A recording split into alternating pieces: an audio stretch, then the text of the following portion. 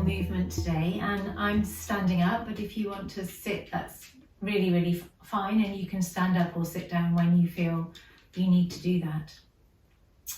So we're just going to start off by reminding ourselves that mindful movement isn't exercise. We're not trying to strengthen anything, we're not trying to straighten anything, we're not trying to perfect anything. We're really interested in the experience, in other words, how it feels from the inside of doing some movements and what sort of emotions are arising, and that all and any emotional responses are welcome. So whether you love this or whether you hate it, the point isn't to try and get happy. The point is just, if you do enjoy it, to really absorb that into your mind, into your brain, to kind of reprogram the brain. But if you hate it, still nothing going wrong. An opportunity to allow some gentle choices, self-compassionate choices, self-caring choices around the movements you're making. But when we don't like mindful movement, we can really be discovering some of our tendencies. If we're really pushing this, we can discover what it's like to ease off a little bit. I think we've just been joined by the dog. If we're somebody who tends to kind of give up really early, not unusual at all, and no judgment of that, but this can be an opportunity to experiment safely when no one's looking, just you with your own experiments and your own experience of what's it like to push it just a little bit further. Not because you should, absolutely not because you should, but just because maybe experimenting in this way opens some new opportunities for the way we behave in everyday life. So speaking for myself, I've always been somebody who's kind of pushed everything to the max, trying really hard to, get the gold medal and finally gets noticed or some acclaim. And so my process has been about learning to maybe back off a little bit from all of that effort and see what it's like to do 70% rather than 100%. So I just share that with you as an example of how mindful movement is helpful. And maybe I've been a yoga teacher for years and years, and so I've had lots of time to try and discover my innate processes and offer opportunities to try something different. Maybe enough talking, maybe we'll make a start with the movement. So today, just imagining that you have a paintbrush on the tip of your nose. I'm going to paint the infinity symbol, which is basically just a figure 8 lying on its side. So I'm painting with my finger at the moment so you can see the movement, and my nose is following that movement. And you too might want to use your finger if that's helpful, or your whole hand to draw a figure 8. And then the head is just following and the nose is following. And then I'm going to dispense with the hand and continue with the movement of my nose in this pattern. And the invitation here is to let your inner awareness, your inner noticing come on stream. To feel, what is this like? And so I'm going to leave some fairly large pauses in this recording for you to be able to pay attention without having to listen to me. So first of all, maybe experimenting with how big to make this movement. Could be tiny, could be huge, could involve your shoulders and your waist. So in this silence now, experimenting with the movement.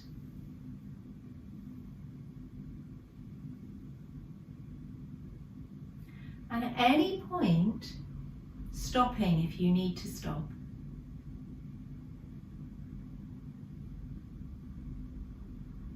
If you need to stop, if you're coming to a place which is triggering, making you feel unwell or dizzy, finding something to look at that's stable in your line of vision, just letting your eyes rest here.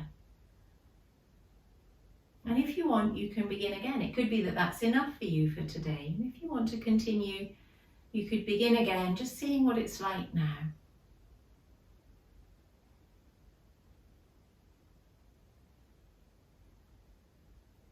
We can reverse this. Now this might take a bit of thinking through. Hang on, where was I going last time? What direction is reversed?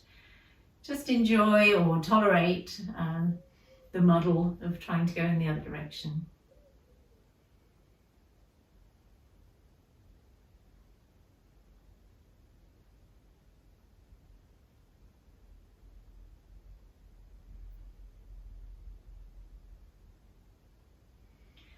does it feel in the neck and the shoulders, in the jaw? Paying attention to a bigger part of the body as we do this, a wider focus.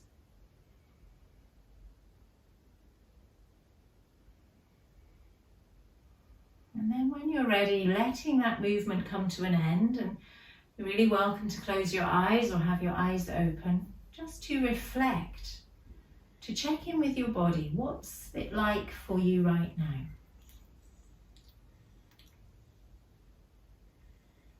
Has this been curious and interesting? Do you want to continue? Has it been enough? Has it been hideous? If it's hideous, will you continue exploring? Really welcome to do that. Will you want to call it a day for today? Just really letting your own choices lead you here. And then we'll begin to move into our next practice. Let's start with the hands, just very soft. In fact, we could give the arms a bit of a shake out. Now, if you have injuries, really take care of yourself in that. I'm not telling you what to do. It may sound like that, I can be bossy, but it's an invitation to shake out the arms. And then seeing what it's like to begin to notice the turn of the wrist. And we could isolate off the wrist by holding the forearm still. And does your wrist go in a circle, a smooth circle or a bumpy circle? According to the history of this wrist, or just the way all wrist joints are made. And you can probably feel through the hand holding the forearm that there's stuff going on in there. There's bones and muscles moving around. What would it be like to let the elbow get involved? We're sort of making a bigger circle here now with the hand one way. And what about the other way? Noticing if it's a smooth circle or if it's got kinks and bumps in it. I'm just saying that a smooth circle would be something because the joint is not a ball and socket joint. So no expectations, just how it is. And then what's it like to get the whole arm involved in this? And if this arm's beginning to tire, really letting yourself have the luxury of changing arms or taking a break. You've got the whole arm and shoulder. And maybe the shoulder goes like front crawl, like back crawl. You want to go slowly or fast? I've got some sound effects going on over here with some crunching and creaking.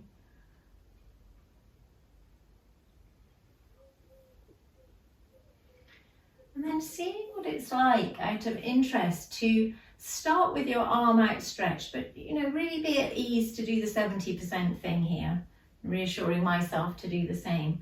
So slight bends and softness. And the palms facing the ceiling, but is it possible to turn the arm? And for me, you can see I'm having to crank right up into my back to turn the palm up towards the ceiling.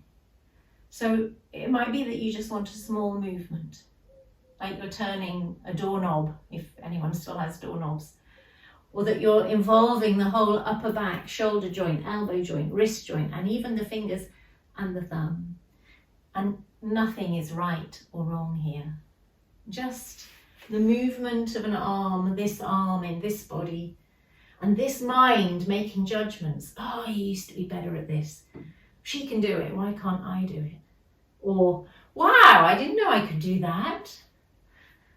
So really noticing how the mind is constantly having its little measuring session with the body, for good or for bad. We like the good ones, of course we don't like the bad ones. But also, what are the emotions here? And so at any time, find to stop.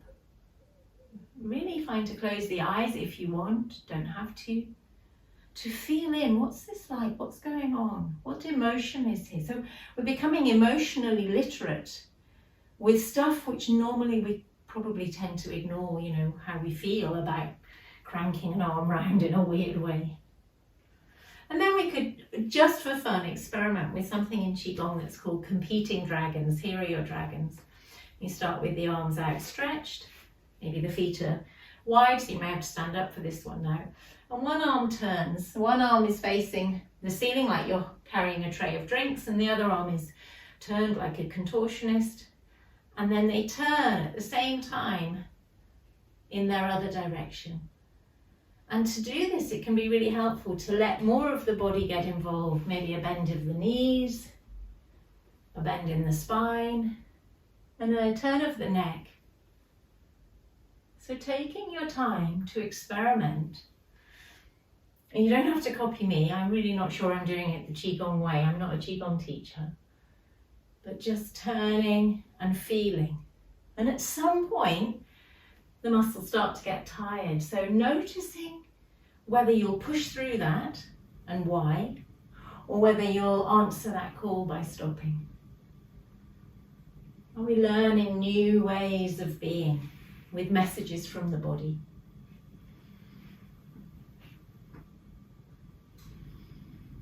And then I think my arms have had enough, but you're welcome to put the video on pause and carry on, or begin to freestyle. You know, you can get into a bit of a groove here if you want, but entirely up to you. But when you feel ready, just taking the moment to pause everything and feel inside, eyes open, eyes closed. And if any of this has been pleasant, engaging, joyful, calm, peaceful, even just neutral, it didn't set you off on one, then we install it. We install this by savouring the feelings for a moment longer. And if it's been really triggering, it's pressed all your buttons and you feel angry, dismayed, disappointed, you know, whatever is here for you, no problem. It is really welcome to. And click over to the video on working with difficulty if that's the case for you. Don't feel abandoned, and know that it's really normal. It's just that I'm now going to move in this video onto installing the good. But that doesn't mean it had to be good. But if it was, just allowing yourself to notice the feelings, the sensations in your body of that goodness. And it could be you want to revisit one of the movements that you found interesting from earlier. So I'm going to revisit the head going in the figure of 8 because that's one that I find quite amusing, quite funny.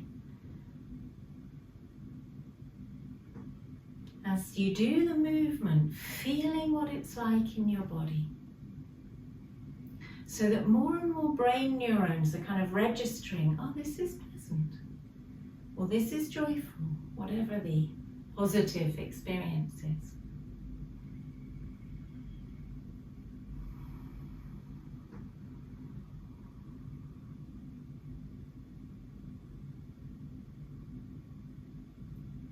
And now using the imagination, so the third step of the installing process, to really absorb this like sunlight on your skin. The skin knows how to absorb sunlight and make vitamin D. Our breath comes in, our body knows how to absorb oxygen and use it for energy. Our body knows how to take nutrients out of food and use those to rebuild cells. We know how to do this.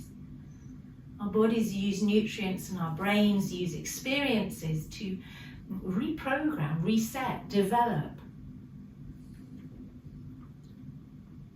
Breathing in and absorbing, installing the good into your processing power.